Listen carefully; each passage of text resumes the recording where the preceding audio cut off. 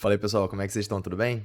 Espero que sim. Voltei aqui mais uma vez, dessa vez com um equipamento melhor, né? Graças ao crescimento do canal, isso gerou um dinheirinho que eu consegui comprar esse microfone. Como eu tinha dito no começo, né? A intenção nunca foi ter um canal grande, mas se crescesse eu ia tentar reinvestir o dinheiro aqui para vocês terem esse retorno de qualidade, tanto de áudio, de imagem e de conteúdo. Espero que a qualidade fique muito melhor. Para mim, o retorno fica muito bom, mas vamos ver na hora de editar como é que fica. Hoje o vídeo é sobre as ferramentas que eu tive a oportunidade de usar nesses anos trabalhando como analista de dados. E acho que o principal propósito desse vídeo é falar para vocês sobre como ao longo da sua carreira e ao longo das nossas vidas, novas ferramentas vão surgir. E é muito importante que vocês não se prendam à ferramenta especificamente, mas sim à ideia do que ela vem resolver. Então, por exemplo, se você tem um dashboard, o propósito do dashboard é responder perguntas de uma maneira visual. Ou então, se você tem algum programa que se conecta com um banco de dados, ou que você escreve código, o propósito desse programa é facilitar a sua vida ao escrever códigos. Então, é para você poder implementar coisas que vão gerar melhorias no seu dia a dia e ter que fugir de ferramentas que estão obsoletas. E eu acho que as pessoas no começo da carreira delas, ou antes mesmo de começar, elas acabam se prendendo muito a qual o melhor caminho, qual a melhor ferramenta.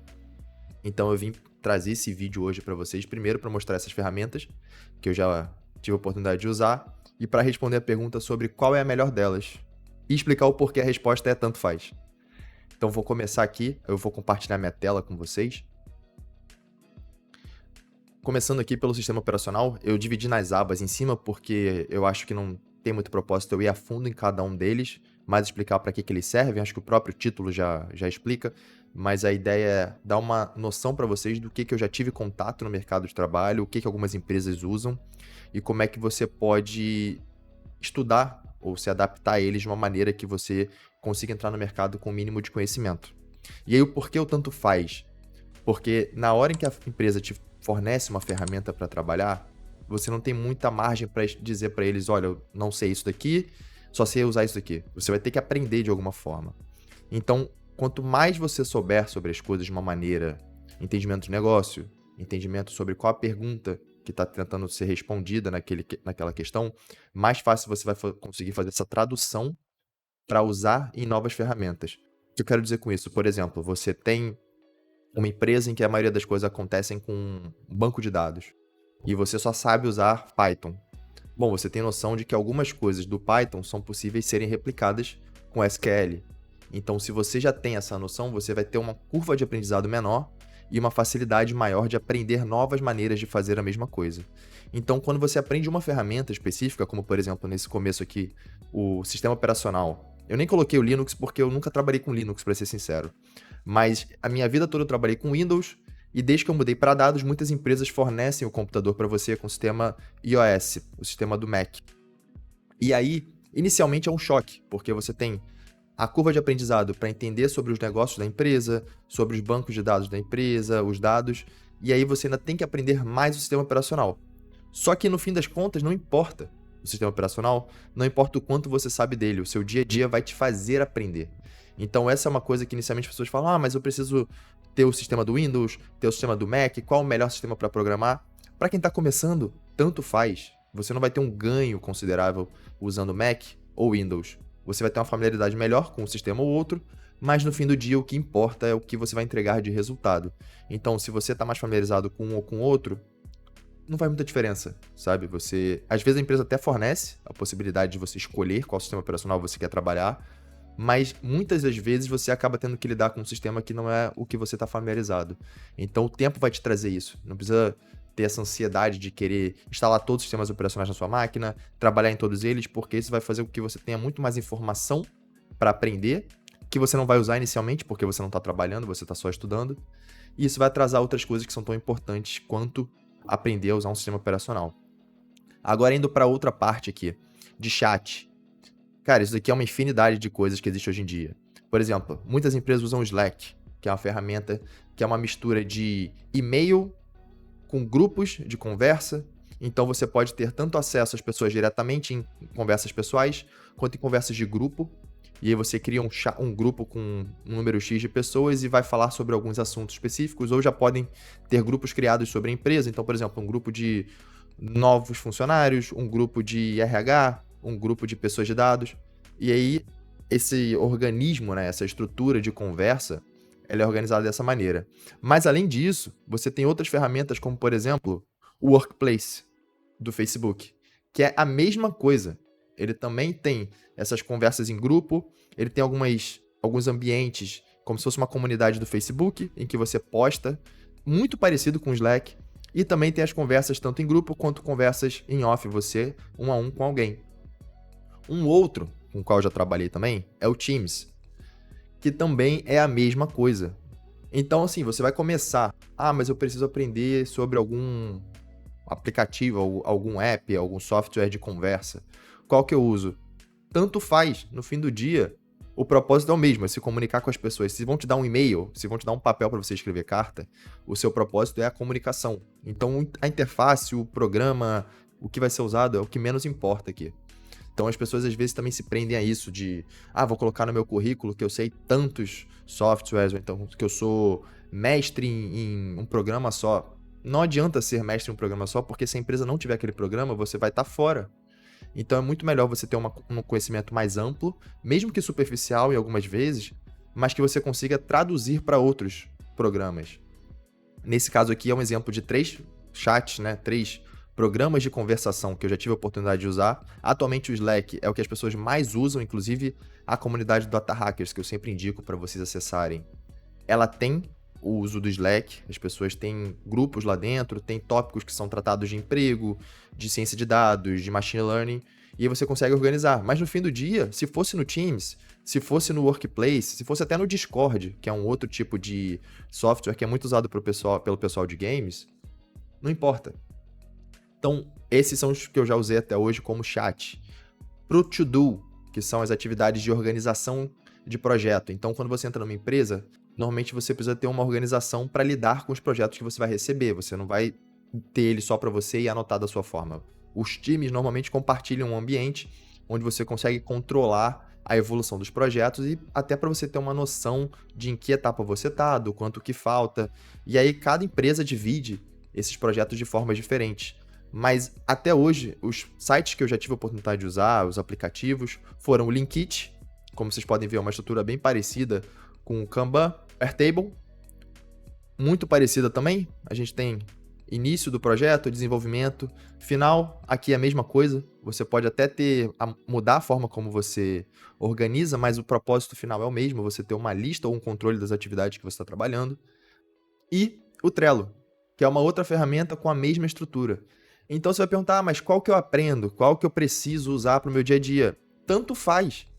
O importante é você ter um bom controle, uma boa organização dos seus projetos, para na hora em que você tiver que apresentar ou comunicar a alguém o que você está fazendo, você voltar mais fácil nessas atividades e transmitir o conhecimento e o que você está fazendo. Porque isso aqui é um outro problema também que acontece quando você trabalha com muitos projetos. É muito fácil você esquecer o que você fez. Então você vai ter a sensação de que você fez muita coisa, você sabe disso, mas você não tem, entre aspas, como provar. Porque se você for depender só da sua memória, muito provavelmente você vai esquecer algumas coisas que seriam importantes. Então, você ter esse programa que te permite ter um controle, um compartilhamento dos projetos que você está fazendo, vai fazer com que as pessoas com quem você trabalha também entendam no que você está trabalhando e entendam a sua gama de trabalho. Para a parte de database, ou banco de dados, eu já tive a oportunidade de trabalhar com BigQuery, que é muito usado por várias empresas. Normalmente as empresas que têm um banco de dados muito extenso e estão tentando economizar custos, obviamente, né? Elas acabam migrando para algum tipo de banco de dados em cloud, que é na nuvem, para poder diminuir os custos de armazenamento e facilitar a capacidade de processamento de dados. Ainda assim, já trabalhei também com Snowflake, que, como vocês podem ver, o código é muito parecido em SQL. A organização do banco de dados é muito parecida também, como vocês podem ver aqui nos objetos à esquerda. Trabalhei com Postgres. Aqui a imagem está meio ruinzinha, eu não consigo encontrar uma imagem muito boa de interface. Mas a organização é muito parecida. E, além disso, eu trabalhei até com o DB2. Na verdade, o DB2 é o banco de dados do IBM, eu trabalhei com QMF, que é a interface que permite conectar no banco de dados do IBM. Qual vai ser o mais fácil? Qual que vai ser menos complicado para eu ter acesso? Tem algum deles que tem uma interface online que eu não preciso instalar no meu computador? É ele que eu vou. Tem algum deles que é mais leve? É ele que eu vou. Qual deles é o de graça? É esse que eu vou. Então não importa muito qual banco de dados você vai se aprofundar, você vai dominar. O que importa é você entender o que ele está resolvendo. O que ele está resolvendo aqui? Acessar as tabelas disponíveis no seu banco de dados. Como é que você organiza elas? Como é que funciona a estrutura de organização das tabelas? Como é que funciona a consulta, o código de SQL? Você entendeu isso? Você chegou numa empresa nova, a curva de aprendizado vai ser a mesma. E eu estou falando isso por quê? Porque inicialmente eu trabalhei com o banco de dados da IBM, do QMF, usei o QMF. Na nova empresa que eu fui, eu tive que usar o BigQuery. Atualmente, estou tendo que usar Snowflake, Postgres. E aí, eu vou chegar e vou ficar chorando lá porque eu não sei usar e aí eu não tive tempo? Não, a gente aprende, só que como você já sabe alguma ferramenta anteriormente, a curva de aprendizado e a velocidade com que você aprende essas novas coisas é mais rápido. Por quê? Porque o grosso do programa, o objetivo final dele é muito parecido, que é conectar com o seu banco de dados, criar tabelas do banco de dados e construir relatórios de alguma forma, através de tabelas ou através de conexões com os dashboards. E aí, indo para a parte dashboard, que é uma coisa que tem debates infinitos na internet sobre qual o melhor dashboard, qual o programa que você deveria usar. Eu já tive a oportunidade de trabalhar com Looker Studio, que é essa interfacezinha aqui que vocês estão vendo. Já tive a oportunidade de trabalhar com o Metabase, que é essa outra interface aqui, com Power BI e com Tableau. Beleza, qual que é o melhor? Tanto faz. Por exemplo, na época da Americanas, eu trabalhei com Power BI. Aí você imagina, Americanas do tamanho que é, eu chegar lá e falar, não, desculpa, gente, ó, Power BI eu não trabalho, eu sou um expert em Tableau. O cara fala, mas eu sinto muito, o que a gente trabalha aqui é o Power BI, você vai ter que fornecer informação em Power BI. E aí, o que significa isso? O objetivo deles, apresentar dados. Ah, um apresenta mais bonito que o outro, um tem a interface mais amigável, um você tem uma capacidade mais ampla de escrever em DAX, como por exemplo no caso do Power BI, você consegue fazer relatórios extremamente complexos. Tá, mas no fim do dia, o que o seu gestor, o que o diretor vai querer? Ele vai querer saber se a gente está fazendo dinheiro, se a gente está perdendo dinheiro, como é que nossos clientes estão consumindo o produto, como é que o pessoal que acessa o site está acessando, de onde é que eles estão vindo. Então você vai ter que dar um jeito de converter essa resposta em uma imagem através do programa disponível. Desses aqui, eu acredito que todos eles são gratuitos. Não tenho 100% de certeza porque o Power BI tem algumas limitações quando você vai para a versão de compartilhamento com outras pessoas. Mas até onde eu pude ver, o Looker Studio é gratuito, o Metabase é gratuito, o Power BI é gratuito e o Tableau é gratuito. Então você escolhe o que for mais amigável para você de primeiro, o que parecer mais intuitivo, pega um problema de trabalho e vai resolver. Feito isso, você já vai ter 90% de todos os outros programas de dashboard. Você já vai ter um conhecimento muito mais amplo, mesmo que você não entenda a interface. E na hora que você precisar aprender o novo, você vai aprender só os detalhes. E é assim que vai, sabe? Então as pessoas ficam debatendo, você tem que começar pelo programa X, pelo programa Y. Cara, isso pouco importa. O que importa é você entender o que esse programa está se propondo e como é que você vai fazer para usar ele no seu dia a dia. E por último, as IDEs, que são os programas utilizados para você escrever código, e aí cada uma tem seus pontos positivos e negativos, mas mais uma vez, tanto faz o que você vai usar. Por exemplo, atualmente no meu emprego, as pessoas usam o Data Grip, que é esse daqui. Eu gosto de usar o VS Code. Por quê? Porque eu já uso ele há um tempo, é um programa que eu acho que é muito mais fácil de você conectar com outros softwares adicionais que vão facilitar o seu trabalho. Então você consegue, através dele, conectar com um banco de dados, escrever código Python, escrever código SQL. Ele é muito dinâmico e muito versátil, mas é para mim. Por quê? Porque ao longo do tempo eu fui usando ele. Ele é um programa que se transformou de uma forma que ele consegue fazer muitas coisas, mas não quer dizer que ele é o melhor. Ele é o melhor para mim. Algumas pessoas preferem o Data Grip, que o propósito é o mesmo. Ele se conecta com o banco de dados, você escreve códigos nele, ele tem facilidade de você escrever SQL, Python, e esses programas adicionais que você complementa, né, os add-ons, também são parecidos com o do VS Code. Mas para mim, o do VS Code é mais intuitivo. Então, no fim do dia, o que eu recomendaria? Que você pegue um que seja gratuito e use. Os dois são gratuitos nesse caso. Acho que tem o Debeaver também, que é um outro software que é usado para conectar com o banco de dados. Existem vários. Se você for na internet, você vai encontrar vai encontrar propaganda de tudo que você quiser, e vão ter vários fornecedores e vários softwares sendo fornecidos de graça, e você vai ficar na dúvida. Então, o principal é o que eu quero aprender? Como é que escreve código em Python? Como é que escreve código em SQL? Pega o primeiro deles que for gratuito, estuda. Ah, qual deles tem uma comunidade muito forte? O pessoal está compartilhando vídeo adoidado, vai ser mais fácil para eu aprender. É ele que você vai. Ah, se eu tô achando mais vídeo de VS Code no YouTube ou em fóruns de tecnologia, vai com VS Code. Se você está encontrando mais o Data Grip, vai de Data Grip. Você que quer trabalhar com dados, quer trabalhar com tecnologia, você vai resolver problemas. Como você vai resolver vai depender do ambiente que você está, o que a empresa fornece para você como ferramenta e do seu conhecimento como profissional. Além disso, é tudo detalhe. E o detalhe você ajusta ao longo da sua carreira. Então, assim, eu estou há mais ou menos 4 anos trabalhando como analista de dados e eu já tive contato com todas essas ferramentas de uma maneira direta ou indireta. Algumas delas eu tive porque eu quis também, eu fui estudar, aprender sobre, e outras eu fui aprender enquanto estava trabalhando, porque era o que a empresa usava, e aí no fim do dia você tem que usar o que está sendo disponibilizado. Não adianta você pegar e transformar toda a equipe para usar o que você acha melhor. Obviamente, tudo cabe discussão, cabe conversa, conforme você vai evoluindo profissionalmente, se tornando sênior, você começa a ter uma conversa sobre performance, sobre quais bancos de dados são mais performáticos, mais baratos, se é melhor você escolher um software que é pago, mas que tem uma performance e uma escalabilidade maior. Mas isso não é uma coisa que você deve se preocupar no começo, quando você está aprendendo sobre dados, quando você está estudando. Isso é uma coisa que você deixa para o seu eu do futuro, que vai ter muito mais base e conhecimento do que você tem agora. Agora você foca em programas gratuitos, que vão te permitir aprender da maneira mais fácil.